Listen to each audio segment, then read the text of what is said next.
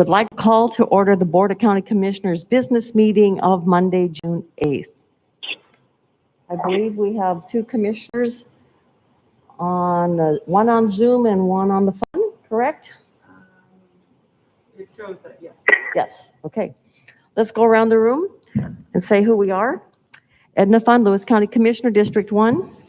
Tamara Hayes, Southwest Washington Fair. Mija Hanlon, Lewis County Public Health Social Services Manager. JP Anderson, Lewis County Public Health and Social Services Director. Janelle Lindsay, Admin Assistant. Andy Caldwell, Emergency Management. Martin Roy, Lewis County Public Works, Real Estate Services. Candy Hallam, Admin Assistant. Reva Lester, Clerk of the Board. Becky, we're doing introductions, folks, so Becky, would you? Becky Butler, the Budget Department. Public Works? Josh Metcalf, Public Works Director. Okay, how about our manager? Introductions? Me, Steve Wold, Chief of Internal Services.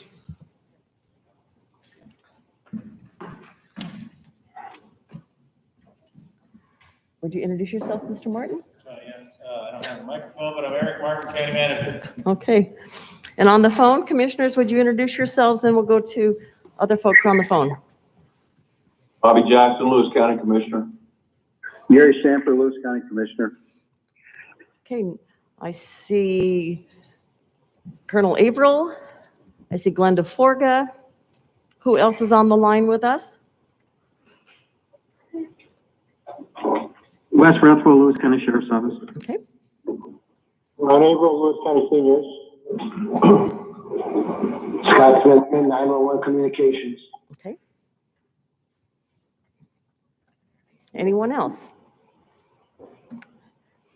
I don't know if you have heard that there's now such a thing as a Zoom coordinator and trying to coordinate the calls and make them efficient. So we've been told that introductions are important, but trying to speed that up is another challenge. So we're trying to do a new process today. And someone who just arrived, Suzette, would you like to introduce yourself?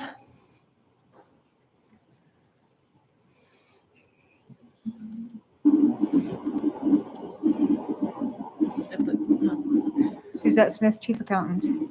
Thank you, Suzette. So there is a quorum with 3 commissioners present. Flag salute. Suzette, could you give us a flag salute? United States of America.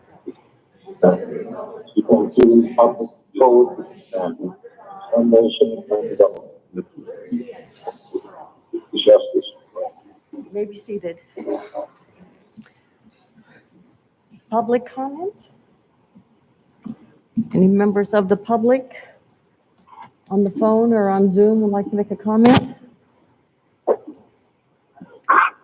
All right, moving ahead, let's go to, we have to have a motion to add the agenda, Resolution 2190. I make a motion to add to the agenda Resolution 20-190 to the list of bids received and contractors selected for the King Road Culvert Replacement Project. Second. It's been moved and seconded to move Resolution 20-190 to our agenda. All in favor say aye. Aye. Aye. Opposed? Motion carried 3-0. Let's go to the notice items. I make a motion to approve one notice item, that is Resolution 20-187, call for bids for the Mickelson Parkway project. Second. Staff. Josh Metcalf, Public Works Director, to speak to Resolution 20-187. This is a call for bids for the Mickelson Parkway project, County Road Project 2121. This is for the construction of a new 2-lane roadway and the associated improvements. Bids for this project shall be submitted to the clerk by or before 12:30 p.m. on Tuesday, June 23rd, 2020. Any questions from the commissioners? No. No. It's been moved and seconded to approve Resolution 2187, Mickelson Parkway Project. All in favor, say aye. Aye. Aye. Opposed? Motion carried 3-0. Let's move to consent. I make a motion to approve two consent items, Resolution 20-188, approval of warrants, and also the approval of minutes from the June 1st, 2020 business meeting. Second. One of the things that just came to mind is, Suzette, could you mute your phones, please? Thank you. Good afternoon, Commissioners. Suzette Smith, Chief Accountant, and I will try to slow down so you can hear through my mask. Here to present to you Resolution number 20-188. This is the weekly approval of claims against the various county departments for the week of May 29th through June 4th. So first we note the skip and sequence. These warrants were issued on behalf of our special purpose districts, 829318 through 829328. Warrants issued on behalf of Lewis County include Series 829329 through 829375 and direct disbursements number 2075, 2148, 2149, 2164, 2165, 2168, 2170, 2172 through 2174, 2176, 2194, 2200, 2204, 2205, 2206, 2207, 2209, 2210, 2221, and 2230, for a total of 68 warrants and direct disbursements, and a dollar amount, $108,209.11. Any questions? Thank you. Doesn't that say $902? I'm sorry, $108,902.11. Okay. Thank you. Thank you, Suzette. Any comments from the board? It's been moved and seconded No. to approve consent items, Resolution 20-188, and approval of minutes of June 1st, 2020. All in favor, say aye. Aye. Opposed? Motion carried 3-0. Let's go to deliberation items. Okay, I make a motion to approve 8 deliberation items, starting with Resolution 20-189 and ending with 20-196. Second. Okay, staff, 603. Good afternoon. Greetings, Commissioners. I'm here to speak on Resolution 20-189. Resolution 20-189 is a deliberation items for the acquisition of a temporary easements for the construction of guardrail on 603. Highway 603 in Chehalis has been selected for a safety project using Federal Highway Safety Improvement Program funds. The safety improvement project will benefit the public by creating a safer roadway. The project will require temporary easements from 2 adjacent property owners in this area. RCW 8 authorizes county to acquire property when deemed necessary by the Board of County Commissioners. Pursuant to the requirements included in RCW Chapter 8, this resolution instructs the county engineer to acquire temporary easements from 2 property owners along Highway 603. All such acquisition shall be in accordance with adopted procedure, Resolution 20-149. So we have a kind of a hard curve that we've been trying to put some guardrail up. This is on Highway 603, and it's been selected as part of the safety improvement project, and we'd love to be able to make the roads safer for the public. Okay. Questions from the commissioners? Good job, Martin. Coming through loud and clear. Thank you. It was good. It's good to actually be back presenting. Yes. Okay. Josh Metcalf, Public Works Director, Resolution 20-190. This is listing of bids and the contractor selected for the King Road Culvert Replacement Project. Bids were issued on May 11th for the King Road Culvert Replacement. We received 6 responsive bids.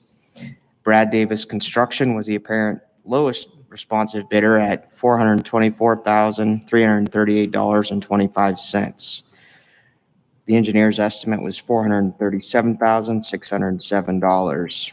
Public Works recommendation to award the contract for the King Road culvert replacement project to Brad Davis Construction in the amount of $424,338.25. Looks like the bids were relatively close. They were very close on this one. There were 6 bids and there was $60,000 difference. Questions on the board? Okay, let's go to No, I don't have any questions.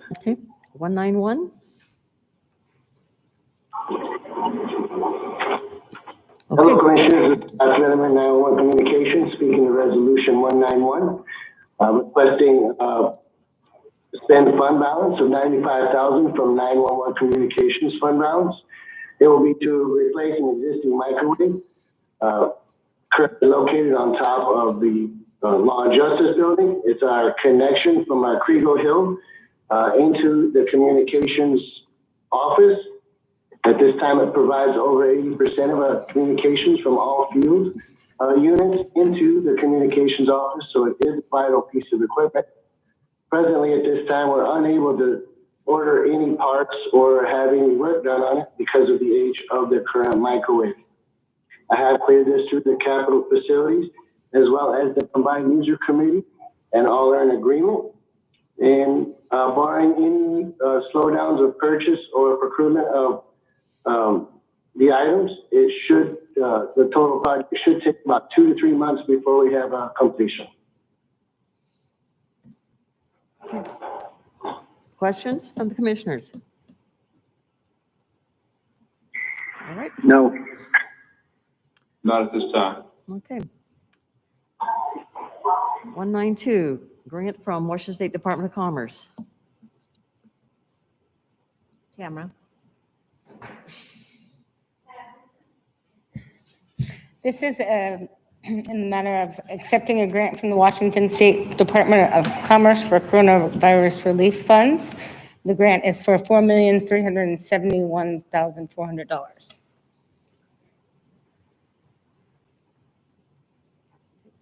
Would you like me to read the entire? No, you don't need to read the entire, but if there's any added comments you want to make on this? These funds will be split between different departments in the county, as well as some funds to be distributed as grants through the EDC. And we are working, the most important thing is if the board can sign this today, I will hand deliver it tomorrow morning so it can be signed off by the head of the Department of Commerce on Wednesday. And we can move forward on Friday with our first submittal. Okay. Questions? No. No. All right. State of emergency declaration. 193. Good afternoon, Commissioners. Andy Caldwell, Emergency Management, to speak to Resolution 20-193. It's to extend the local declaration of state of emergency in response to the COVID-19 virus in Lewis County.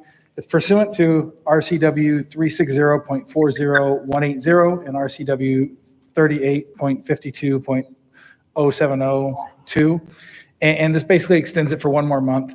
The reason for the extension is we're still using emergency funds. We're still receiving things from FEMA, and it still gives us the ability to respond to hotspots as they arise.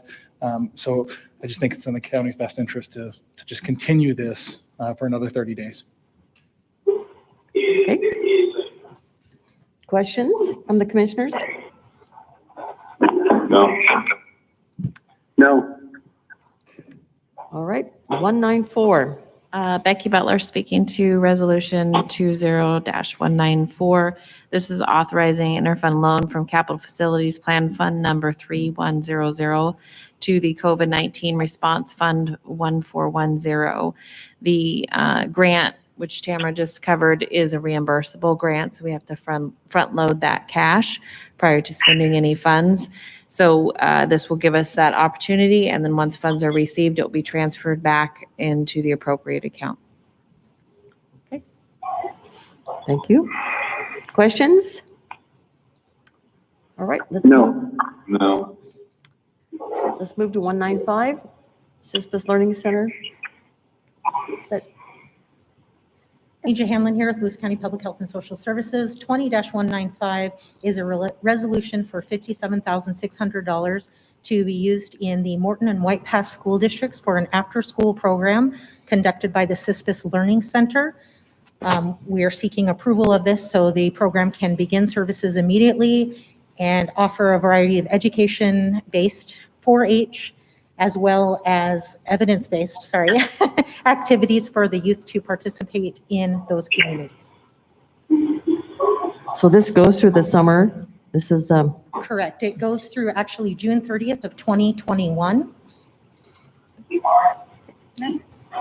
So, Mija, can I ask you a question on this? Yes. You have, specifically, now is this money going through the White Pass School District to be administered for the CISPIS Learning Center, or it looks like to me like it's going directly to the CISPIS Learning Center, and then it's for White Pass after school program? Is that what I'm reading it on, as far as the resolution? So the funds actually do go through the CISPIS Learning Center, so it can be, the programs are utilized by both White Pass School District and the Morton School District in conjunction with the Community Prevention Wellness Initiative program called Morton Up. Okay. Okay, thank you. okay. Any other questions? Let's move to 196, Memorandum of Understanding with Lewis County Seniors. 20-196 is a memorandum of understanding utilizing funding from FEMA Cat B in the amount of $270,000 to provide meals to seniors in Lewis County over the age of 60 who qualify under the federal nutrition program. We are seeking approval of this because the nutrition services are needed during COVID for the seniors to have access to nutritional foods during this time. Comments from the commissioners or questions, and then we can go to Ron or Glenda for any other comments. No. So this Thank is, you. this is the FEMA money for COVID, is that correct? Correct. Correct. Correct. Okay. Now, this is Ron Averill. I've already signed the agreement. When we originally looked at this, there was a part of this money. Ron, I can't quite understand what you're saying. Maybe. Okay, closer. I will try to speak a little slower. Can you hear me now? Yes. I've already signed this agreement. When we originally talked about this, it includes funds for transportation, and we didn't think we had to use those because Twin Cities Transit was provided with it. However, we recently found out that Twin Cities is going to have to start phasing out their support to us, since we may be running this program on to December. And so we are glad that we now have this fund because it's going to help defray part of our transportation costs that we previously didn't have to worry about. Glenda, is there anything else that you want? No. This has been in the works since probably, mid-April, 1st of May. I know that lots of people have been working on this for us on our behalf. And if we can just get this taken care of, then we can just continue to move forward. We are still delivering approximately 4,700 meals per week to individuals around Lewis County. And I believe we're up to about 674 people. How many was that again? About 674 individuals right now currently receiving meals. We started with just a little over 200. So throughout the last couple of months, we've gained quite a bit. In April, we served 18,025 meals countywide. Our normal service period for a month on an average countywide through all the senior centers is approximately 3,000 meals.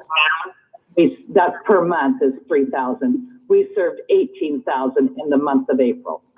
So, and we will be serving more throughout the month of May. I'm sure we did. I just haven't been able to finish my numbers yet. So, yeah. So Glenda, a question for you. Okay. Begin to taper off penny? Are they increasing? I mean, are they just a flat? How does that look? It's been increasing all through currently. We look for and predict with an assumption that it will start to taper off somewhat, but Lewis Mason Thurston Area Agency on Aging does not anticipate the opening of our centers anytime soon, probably at least until September, if not longer, just because we do hold the most vulnerable population to this nasty little thing going around. And so, yeah, there's just nothing set as far as opening, not even for the exercise classes or anything like that. They don't want the individuals together at all within a small building, which our buildings, they may seem quite large, but when you get 60 individuals in here at a time, they're not. So we anticipate that it will decrease somewhat as people begin to get out more and more on their own. And we will probably be establishing the drive-through again in July, where people can drive through and pick up their meals. But as far as the actual service, we can't determine how many people is going to continue to stay on it. Right. So when you say drive-through meals, when, Commissioner Jackson, we also, we've seen a number of people that have dropped out, but they immediately get replaced by new people. The TSAs are still going out, so people are being invited to join in. And so we picked them up. We were almost thought we were heading for 700 at one point, but as I say, some people feel that they can get their meals elsewhere now. They've dropped out of the program, and so they're staying pretty.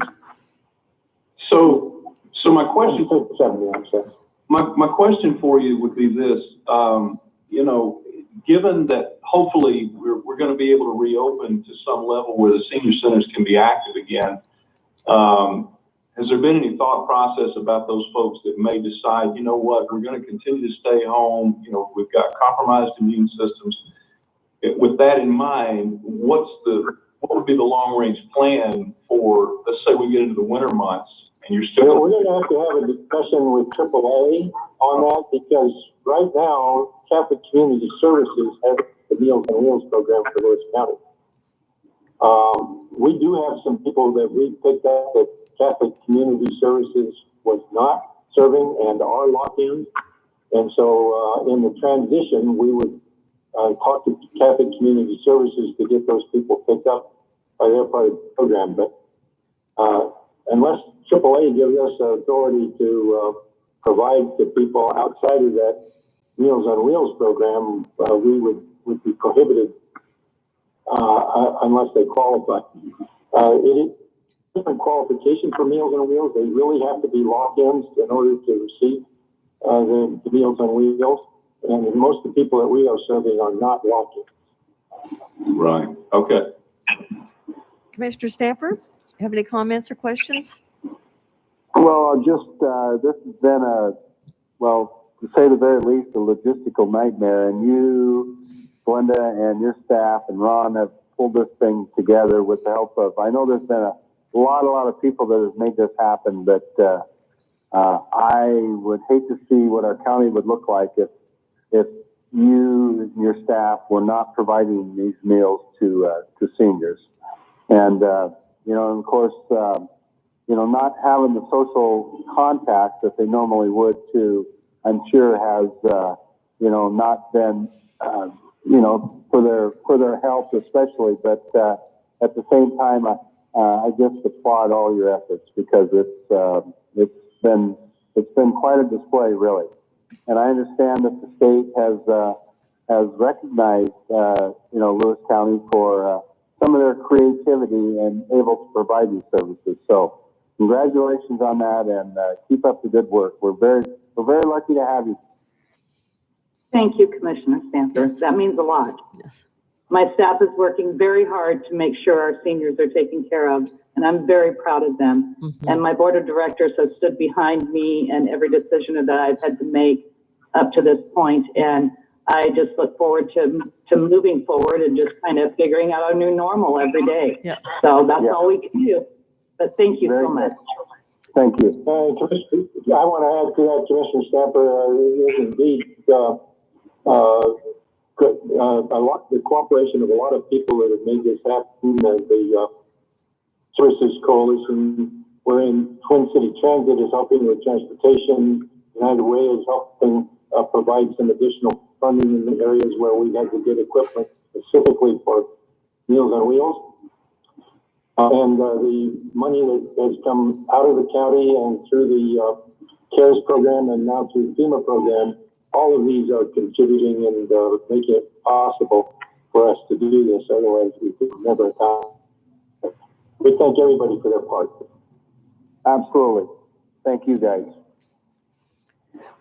So I heard you say that we'll be starting the drive-through meals soon. And No, we have not started those yet. We will anticipate doing so in July. right. And we have a committee between Lewis County Seniors and Twin Transit that is working on the formal transition, because they are going to have to start pulling a lot of their drivers back to actually driving buses. So we're hoping that a lot of people will do the drive-through, and then we do have 2 vans that we can deliver, and then also we'll probably be renting vans from Twin Transit for an additional 2 vans. So we'll have like 4 vans to continue to deliver to those individuals that need delivery, and then the rest hopefully will do the drive-through. So I anticipate that the meal count will go down somewhat, but not in a large scale, because people will either be driving through to pick up their meals or they'll be getting delivered to. So, yeah. Glenda, will the drive-through be at every senior center? So Yes. We're planning to do that, so it makes it easier on the seniors. Like I couldn't expect somebody that lives in Randall or Mineral, because we're actually delivering. We've picked up people in Mineral as well, to be, have to come all the way to Chehalis. So yes, we will do what we did in the very beginning with setting up drive-throughs at each of the sites on different days or different times, or maybe all on the same day, just different time frames or something like that. But we'll get those logistics figured out. So got a lot of brains working on that, so that things will get figured out in that regard. But yeah, I completely anticipate doing delivery at each of the sites to make it easier on our seniors. okay, and then the meals would be put together centrally and then sent out. Is that to the centers? Is that kind of the idea? Yes, we would still have to put together centrally. We still have to freeze centrally, because it's such an amazing amount of meals that has to go down into a frozen state and then put into coolers to hold them and then taken out to the site. But again, we can do that with the vans that, we can deliver as many that needs to be in Winlock on a certain day and as many that needs to be in Toledo.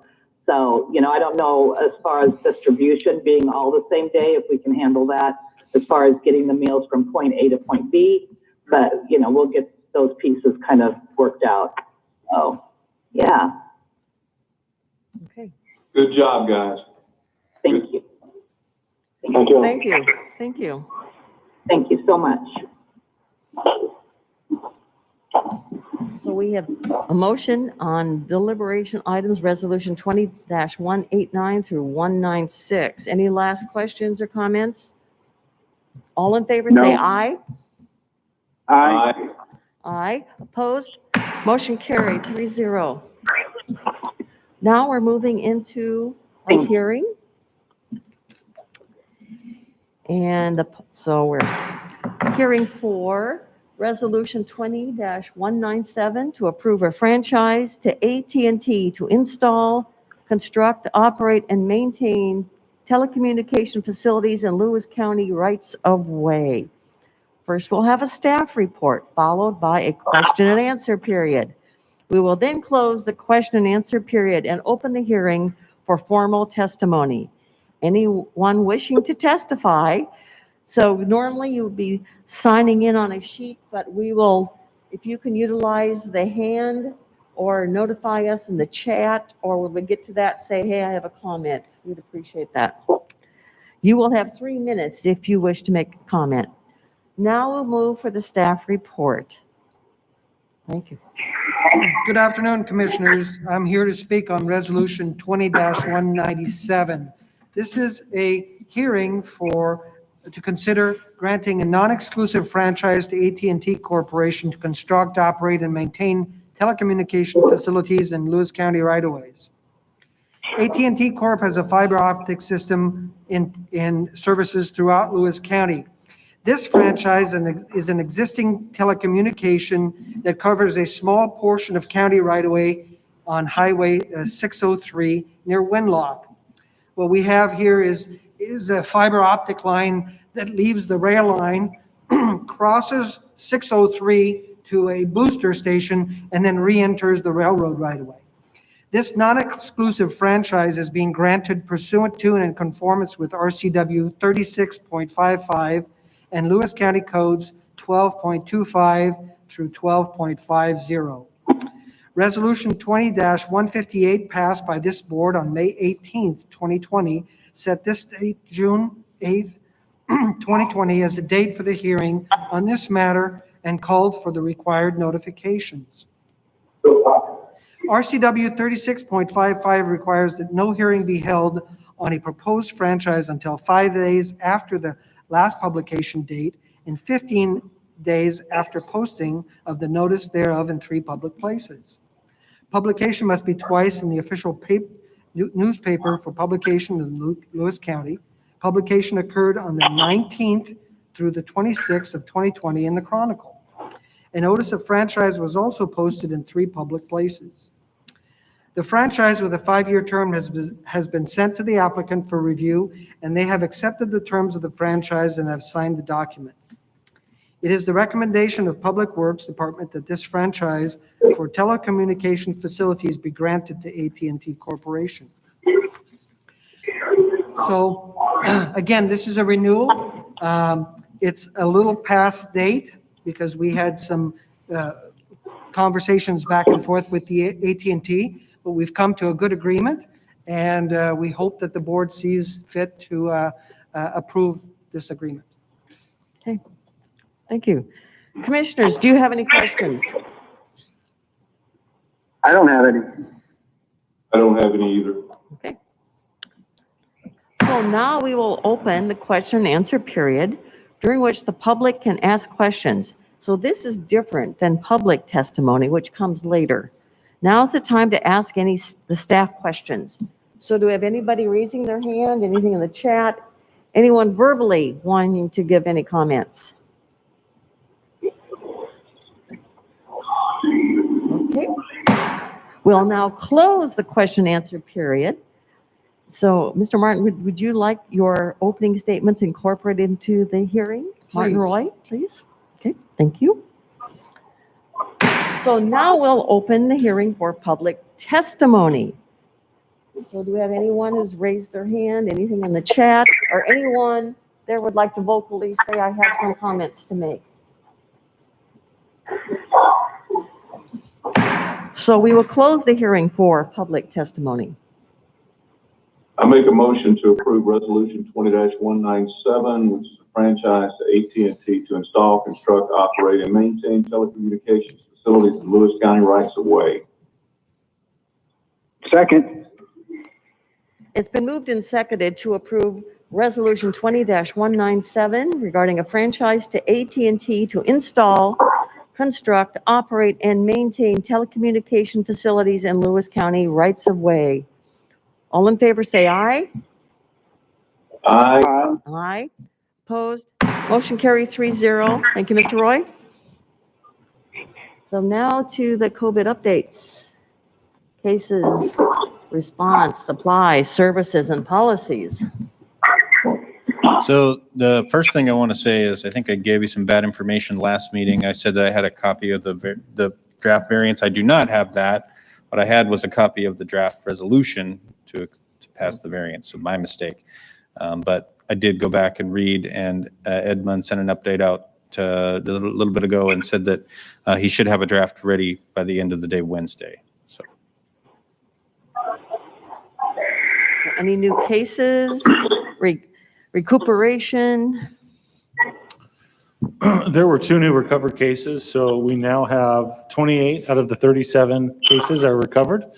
There are 16 in District 1 recovered out of 20, 7 recovered out of 9 in District 2, and 5 recovered out of 8 in District 3. No new cases. Good news, good Yep. news. Questions from the commissioners on the cases and the recovered? No, I don't have any. Okay. So we have any response, supplies, services, policies, updates? As I said last meeting, we're still working on that policy, and part of that is the input from the new guidance from the governors on safe starts. So we'll be incorporating that and have a draft for you as soon as we can. Vijay, how's things going at the fairgrounds? Things at the fairgrounds are going well. We are working on doing an extension for those services to go through July 15th, which is very needed for our variances and other things. But we've had 5 persons find housing who have been staying at the shelter, which is really great. We've also still had just great collaboration from community members, both faith-based and nonprofits. So it has been a fantastic opportunity to see what this community really can do. Wonderful. What's been the average number of people spending the night? It's funny you ask. It's 14.51, so I like to round it up to 15. It tends to be lower on the weekends, but when the rain comes, it tends to be a little bit higher. And Sunday mornings seem to be a favorite because that is when the seniors do breakfast, and they make excellent breakfast. I see. Okay. Yeah. JP, do you have anything to add to the COVID-19 update? Nothing today. I think what Eric mentioned, I've seen that we're starting to get letters in from hospital administrators and it's starting to come together. So just glad we had a good weekend. Hope we have a few more good days and get that thing in. Yes, thank you. Questions from the commissioners? I don't have any. JP, one question I had, and we talked about this a little bit at my county manager update earlier today. Just curious if you've gotten any feedback, more feedback from health on review time for the variances. Is there kind of is that settling into a predictable number of days that they need to review these now, or is it still kind of vary depending on what they're getting? I think we're in a cohort of about 5 counties that are eligible on the 12th, this Friday. And, I don't know how big those cohorts are and how that might impact the wait time. I would imagine that, if you have more come in the same day, it slows it down and that could adjust based on how many pending applications there are. So I haven't heard any definitive word, but I've been told to expect up to 72 hours. Oh, that's not bad. Okay. And so that I've heard rumor of longer wait periods, but I haven't heard anything from the Department of Health or from anyone in that area that has said would be more than 72 hours. Yeah, I thought somebody said Mason counties was longer, but there may have been questions that they needed to get answered once they had submitted too. I don't know. That could be, we, like I said, we have a very strong application at this point and hope it continues to stay that way this week. Great, thanks. Okay. And I think I said this last meeting, but the governor's office put out with Department of Health Phase 3 Safe Start Plan template. And maybe if we could put this on our Facebook page, or maybe Health has put this on your page to notify people if they want to know what they need to do. Here's the template. Yep, that's great. We can get that on our website. We got that today also. I know Edmond did send that in our daily update to you all as well. So it's something we've been looking at. It's nice to have that. That's something, as businesses have come to us and wanting input, it sure would have been nice to have had that a few weeks ago so they could start focusing their efforts and seeing what was going to be required. So that's great that's come out finally. Yes. And in bold print in this document, it says, this plan does not need to be submitted to a state agency or county public health department for approval, but must be retained on the premises of the businesses. And we have had a question today around where they should post that. we haven't heard that it needs to actually be posted so much as just maintained with the business. And so we've clarified that for a few people today as well. And I see on this document, they have links, so if they want to look to see what the specific issues or industry-specific guidance, it's there, so they can go right to that document and find answers, hopefully, to their questions. Any further comments? Okay. Any announcements? Press conference. Do we have any questions from the press?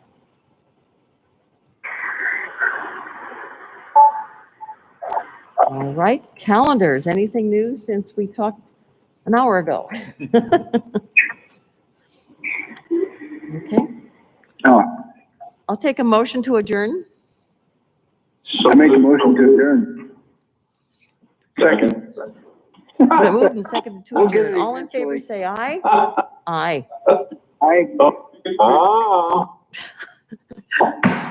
Motion carried 3-0. Thank you. Thank you. And now, while I have you on,